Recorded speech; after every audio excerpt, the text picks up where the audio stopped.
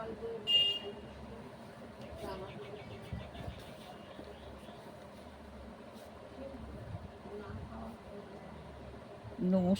শ্রোতা বন্ধুরা, আবার আমার গল্পের ঝাঁপি নিয়ে এসেছি। তুমি আছো, আপনারা দয়া করে শুনবেন, আশা করি ভালোই লাগবে।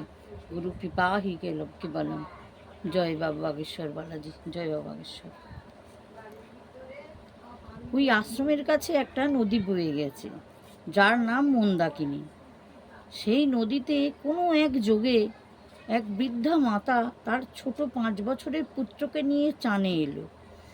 বৃদ্ধা মাতা চান সেরে ওপরে উঠে আসতে গিয়ে কোনোভাবে পা পিছলে জলে পড়ে ছেলেটি ডুবে যায়।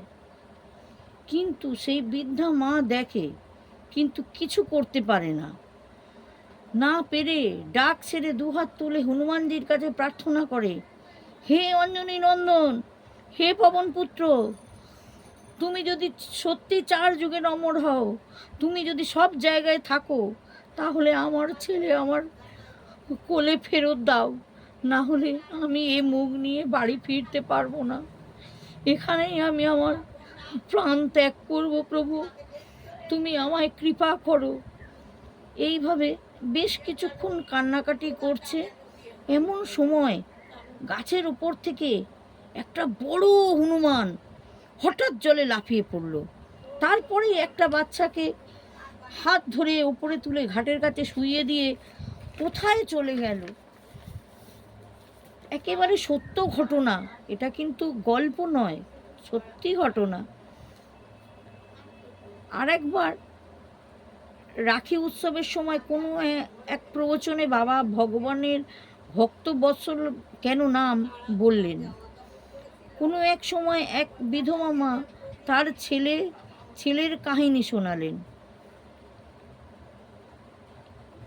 নেপালের জনকপুরের আশেপাশে কোনো এক গ্রামে তারা থাকতো। একবার রাখি উৎসবের সময় সকলের ঘরে ভাইদের রাখি বাঁধবার জন্য বোনেরা ব্যস্ত, আরতি সাজাচ্ছে, নানা রকম মিষ্টি ভাইদের খাওয়ানোর জন্য গোছাচ্ছে। তাই দেখি বাচ্চাটি মায়ের কাছে এসে জানতে চাইল, মা, আমার বোন আসবে না? সকলে হাতে রাখে বেঁধেছে, আমি বাঁধবো না? সেই মহিলাটির কোনো কন্যা সন্তান ছিল না। ছেলেটা হবার পরে স্বামী মারা গেছে, কিন্তু কে বোঝাবে এই ছেলেকে?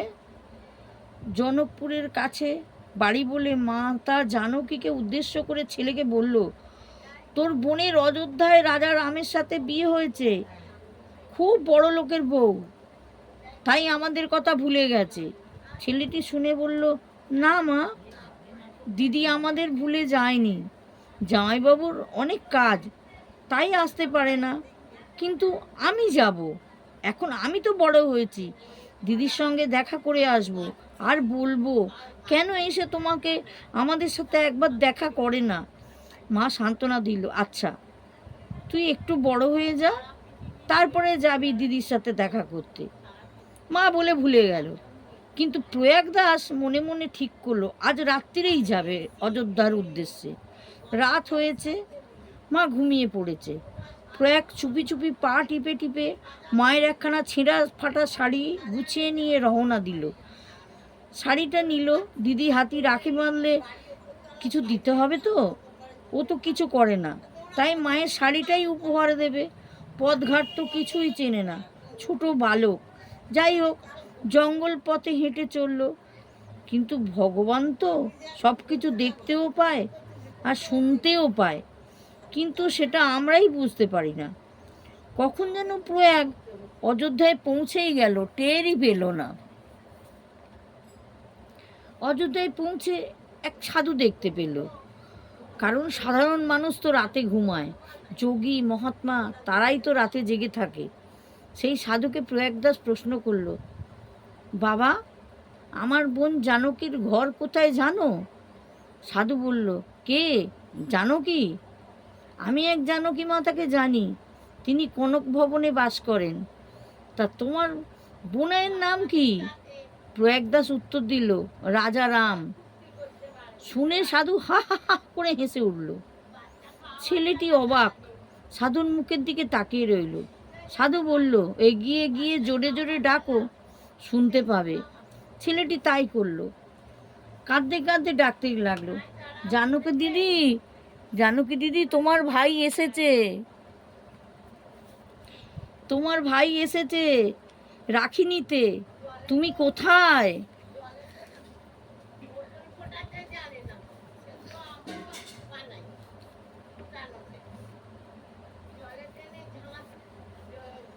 দিদি, তুমি কোথায়?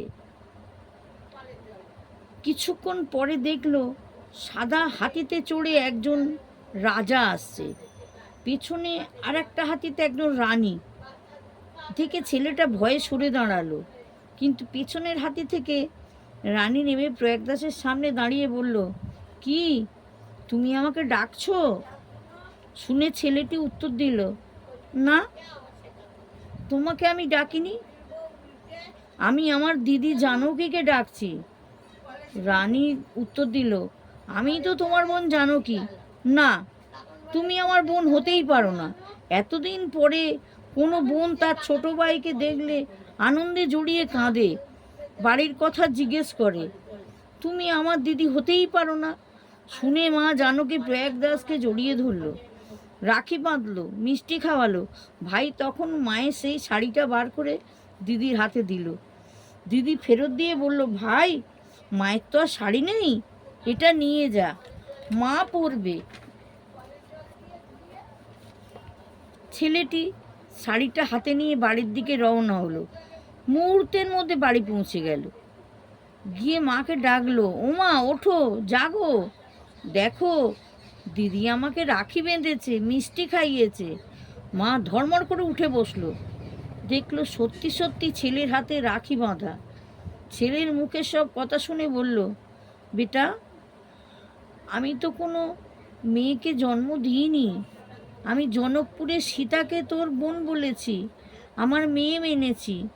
সেই ভগবান রাম আর সীতা তোকে বোন ভগ্নিপত রূপে তোকে সত্যিকারের স্বীকার করেছে বাবা। সেই সীতামা তোকে ভাই বলে রাখি দিয়েছে, তুই ধন্য, ধন্য তুই। শোনা যায় প্রয়াগদাস অযোধ্যাতেই মামা প্রয়াগদাস নামে পরিচয় ছিলেন। সকলে ওনাকে মাতা জানকীর ভাই হিসেবেই মামা সম্বোধন করতেন। এই কলিকালেই এই ঘটনা ঘটে। আজও অযোধ্যায় মামা প্রয়াগদাসের কথা দাসকে মনে রেখেছে। ভগবান সম্বন্ধ করলে তার মান দেন।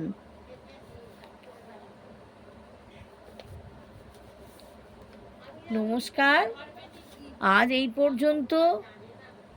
আবার পরে আসবো গল্প শোনাতে। দয়া করে ভালো লাগলে বেল আইকনটি ক্লিক করবেন, সাবস্ক্রাইব করে দেবেন। ধন্যবাদ।